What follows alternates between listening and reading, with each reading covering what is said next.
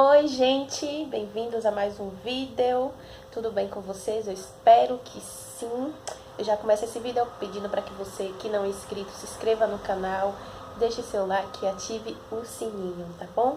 Vamos conversar um pouco sobre experiências que não foram legais que eu tive na minha infância e também na minha juventude.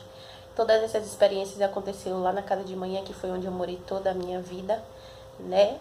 E não só eu, como duas primas minhas também já presenciou coisas estranhas e também minha irmã já teve uma experiência dessa muito terrível.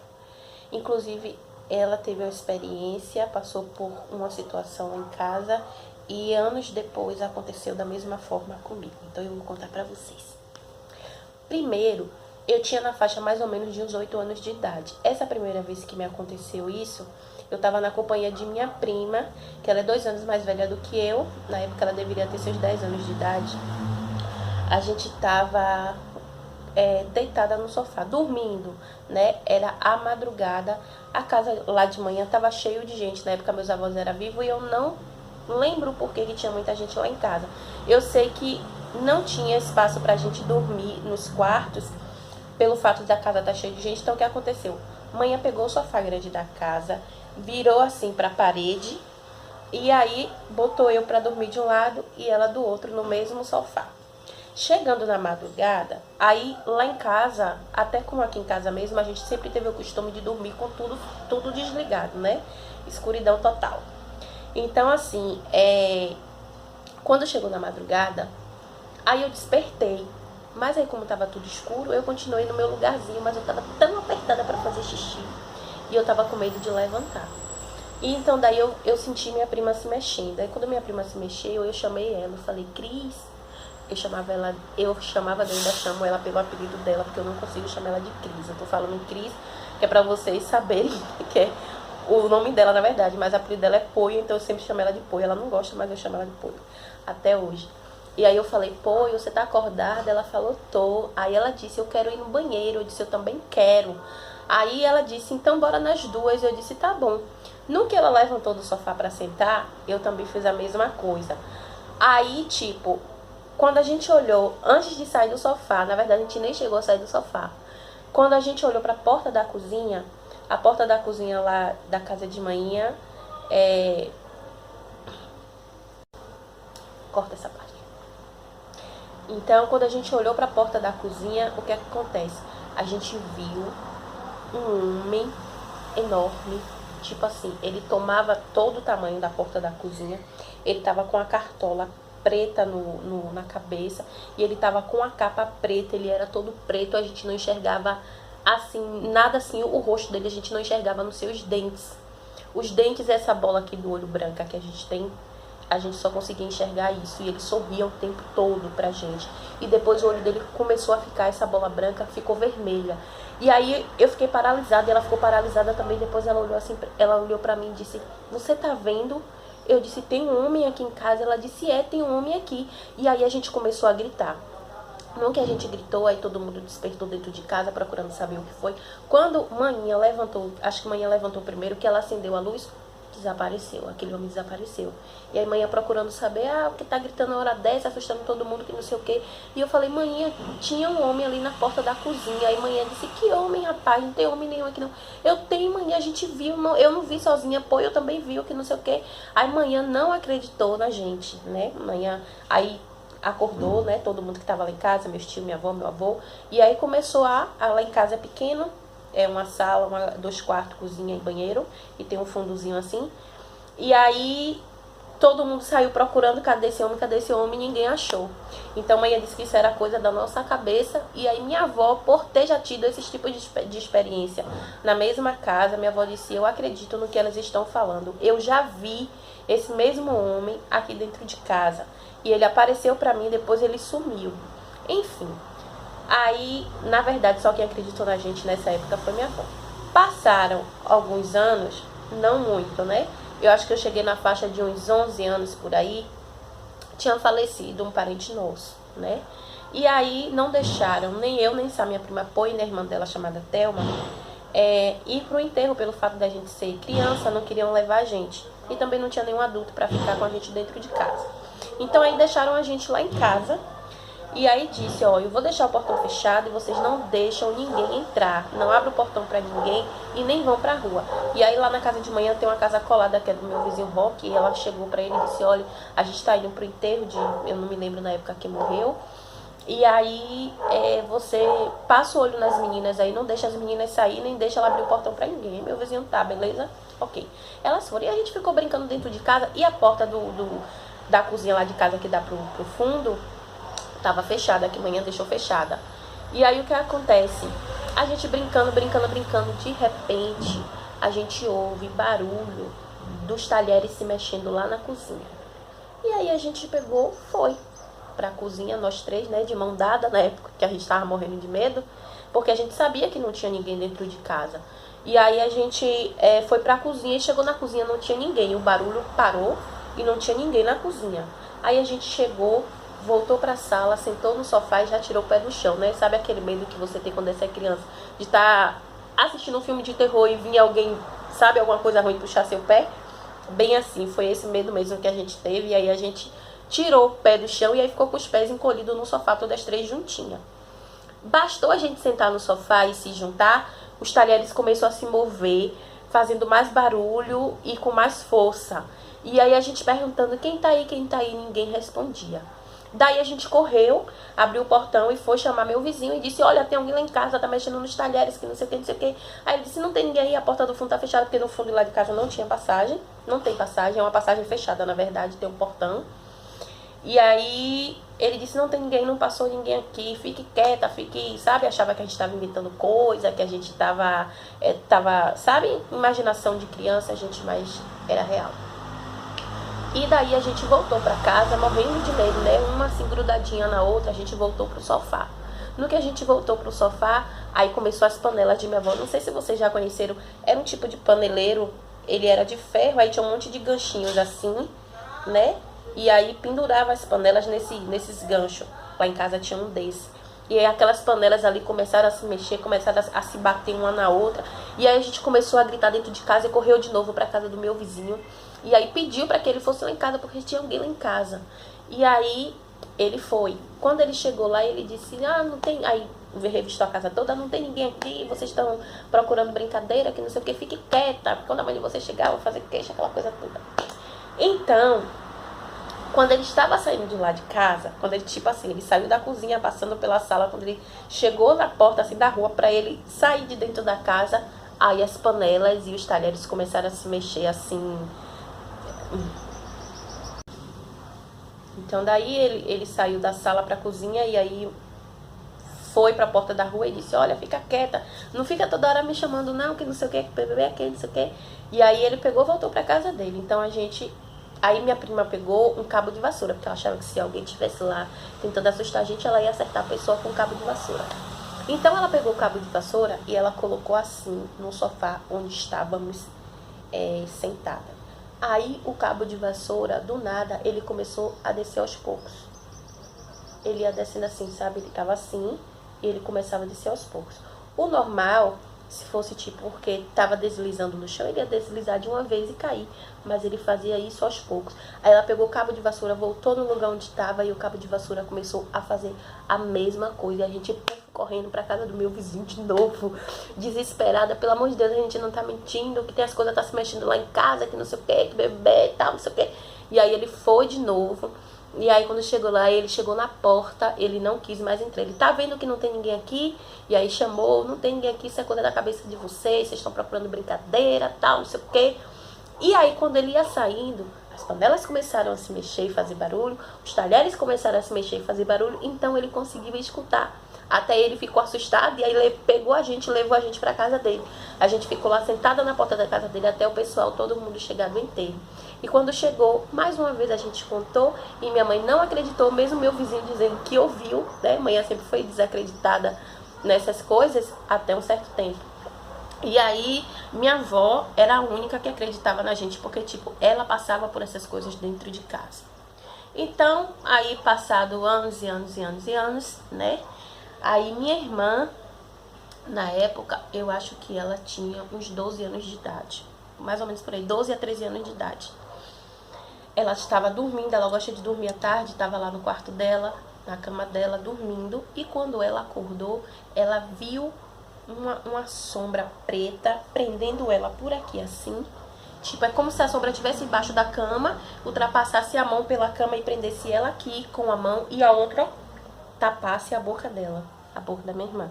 E aí ela tentando sair da cama, tentando sair, nada, e ela já tava ficando sufocada, ela não conseguia gritar, ela não conseguia falar pelo fato da boca, a coisa lá, né? Demônio, na verdade, tá tapando a boca. E aí ela sem, quando ela já tava ficando sem ar, e aí ela disse que começou assim na mente dela a dizer, Deus, meu Deus, me ajuda, meu Deus, me ajuda, meu Deus, me ajuda. E aí foi que o negócio, sabe, largou ela. E aí ela saiu correndo do quarto e ela pegou, falou com manhinha.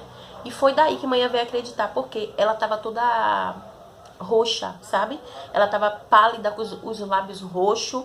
E aí ela tava realmente em um desespero. Aí manhã veio lembrar do que já tinha, eu e minhas primas já tinha visto lá em casa e ela não tinha acreditado. Então ela passou a acreditar. Então ela passou a fazer a oração e ensinar a minha irmã a orar, que nessa época a gente não era cristã ainda, né?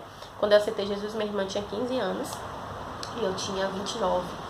E aí, um certo tempo, passado um tempo depois, a mesma coisa que aconteceu com a minha irmã na cama, aconteceu comigo. Eu tava dormindo e aí eu despertei. No que eu despertei, a sombra veio assim, ó, essa parede, um exemplo, essa parede aqui é a parede do quarto. Ela veio assim, passou pelo teto, passou pela outra parede, veio pelo chão e aí entrou por debaixo da minha cama e também me segurou. E no que me segurou, eu fiquei tentando levantar. Primeiro eu vi a sombra passando, e aí no que eu vi a sombra passando, que eu vi que veio pra debaixo da minha cama, eu tentei levantar rápido. No que eu tentei levantar rápido, me prendeu na cama. E eu fiquei naquele desespero, tentando sair. Também não tapou a minha boca, mas eu não conseguia gritar, eu não conseguia falar. Eu tentava falar, mas eu não conseguia abrir a boca. E aí eu comecei a clamar o sangue de Jesus. E o sangue de Jesus tem poder, pedir ajuda a Deus, pedir ajuda a Deus. E aí foi que assim, a minha boca, eu consegui gritar. Eu, manhã. Na época tinha uma amiga de manhã que ela era cristã e tava lá em casa. Isso era às 11 horas da noite, tá? Eu lembro até o horário. E aí eu comecei a gritar, manhã, o que foi? Eu disse, eu tô presa na cama, manhã, saia da cama, manhã, na sala, né? Que a porta do meu quarto dá pra sala. E aí manhã, sai daí, levanta, rapaz. Eu disse, eu não tô conseguindo, ter uma sombra preta me prendendo. Aí quando manhã levantou, mas essa amiga dela, e aí foi que manhã me puxou da cama, foi que aí a sombra saiu, e essa sombra só eu que vi, né? Manhã não conseguiu ver. E aí manhã, já, pelo fato de já ter acontecido com minha irmã, e aí ela acreditou, então ela acreditou também dessa vez que eu contei. Então o que acontece? Aí essa vizinha amiga de manhã, e aí ela começou a falar, isso aí é demônio, Lourdinha, aqui dentro da casa de vocês tem que orar. E olha que manhã já era cristã, manhã é cristã desde quando eu tenho 7 anos de idade. E aí ela começou a orar, ela começou a clamar, e aí aquele medo que eu tava sentindo passou, mas eu não entrei no quarto, eu não consegui entrar no quarto nem pra pegar a roupa minha. Eu pedia pra manhã pegar durante 3 dias. Eu fiquei assim, totalmente assustada, sem querer entrar no quarto, porque eu achava que ia acontecer de novo, eu achava que aquele demônio ia querer, sabe, me matar, coisas assim. E aí depois, minha avó faleceu quando eu tinha 16 anos de idade, meu avô faleceu quando eu tinha 22 anos de idade. Meu avô faleceu nos meus braços, eu era muito apegada a ele, eu chamava ele de pai, eu amava ele demais, era uma pessoa assim que eu não queria perder na minha vida. Mas assim, a gente não tá aqui pra semente, né? E nessa época eu não queria saber, eu não conhecia Jesus. E aí, passado um tempo que meu avô faleceu, eu comecei a sonhar com ele e minha avó, flutuando, todos os dois vestidos de branco, e ficava assim no sonho, venha Mira, venha pra onde a gente tá, que aqui é muito bom, a gente tá em um lugar bom. E aí eu passei a ter esse sonho todas as noites, foram 4 noites seguidas. Então, o que é que o inimigo estava colocando na minha cabeça já, para eu tirar minha vida, porque como eu sentia muita falta do meu avô, da minha avó também, mas eu sentia mais ainda do meu avô, eu comecei a querer planejar uma forma de eu tirar minha vida, achando eu que se eu fizesse isso, eu ia estar perto deles, né? E aí, teve um certo dia que eu saí caçando lá em casa todos os comprimidos que tinha, todos os remédios, e aí juntei para querer tomar, né? Para querer tirar minha vida, porque eu achava que eu ia estar junto do meu avô depois disso. E aí, para a glória de Deus, o Senhor, como tinha planos na minha vida, Ele não permitiu que Satanás tirasse a minha vida. E aí minha mãe chegou na hora. E quando minha mãe viu lá na cama um monte de remédio, minha mãe disse, pra que isso? E aí eu peguei e contei a minha mãe, não, porque pai tá me chamando, porque minha avó tá me chamando, eles que estão em um lugar bom. E que se é pra eu ir ficar com eles. Aí manhã começou a repreender. Manhã disse, olhe, pare, tire esse negócio da sua cabeça, que pai e mãe jamais vai querer que você tire a sua vida. Quem tira a sua vida não tem direito à salvação. Jesus não perdoa. E aí manhã começou a querer me explicar as coisas e orou, mas ainda assim eu continuei tendo aqueles sonhos. E aí minha mãe chamou um pastor lá em casa, né, que era o pastor da igreja onde ela congregava, e ele fez uma oração e ele disse, olhe, isso aí não é o seu avô e não é a sua avó. Porque é bíblico que quando a gente morre, a gente não tem, o espírito da gente não volta para se comunicar com ninguém, para falar com ninguém, tá? Então, tire isso da sua cabeça, isso é o inimigo usando a imagem dos seus avós para que você venha tirar a sua vida. E aquele que tira a sua vida não tem direito à salvação. Você quer ir para o inferno? Eu disse não, pastor. Ele disse então, vai ser liberta dessas coisas. Eu vou orar por você, Jesus vai te libertar desses sonhos ruins. E nunca mais Satanás vai voltar com a imagem dos seus avós para você tentar tirar a sua vida. E assim ele fez uma oração lá em casa, fez uma oração lá no quarto. E a partir desse momento, nunca mais eu sonhei com meus avós. Nunca mais. Então eu fui liberta disso, né? E aí, nesse dia o pastor me aconselhou a ir para a igreja, a buscar Jesus, né? E aí eu, na minha rebeldia na época, eu não queria largar minhas festas mudando, eu não queria largar a bebida, porque eu gostava de tomar cerveja, eu não queria largar meus shortinhos curtos, sabe? As minhas roupinhas. Então eu ficava com aquele negócio na cabeça e aí... nessa época ele disse, olha, Deus está mandando lhe dizer que você vai ser uma serva dele, você vai ser assembleiana. E nessa época eu não gostava da igreja, Assembleia de Deus, eu não sei porquê. De vez em quando eu visitava a Batista, mas eu não gostava da Assembleia de Deus. Mas assim, foi promessa de Deus na minha vida, eu ainda falei, eu era ousada. Eu era respondendo e eu disse a ele, eu sei que um dia eu vou ser cristã, mas eu nunca vou ser da Assembleia de Deus. Eu, como ser cristã, eu vou ser da Batista, você vai ser da Assembleia de Deus. Eu disse a ele, então bora ver, haha, ainda fiz isso. Aí ele disse, olha, quem tá mandando lhe dizer é Deus, e tudo que Deus faz, tudo que Deus fala, Deus promete, se cumpre. É promessa dele na sua vida, e é assim que vai acontecer, você querendo ou não. Então, minha gente, como aconteceu a minha conversão, eu vou contar a vocês em outro vídeo, para que esse vídeo não fique longo demais, né?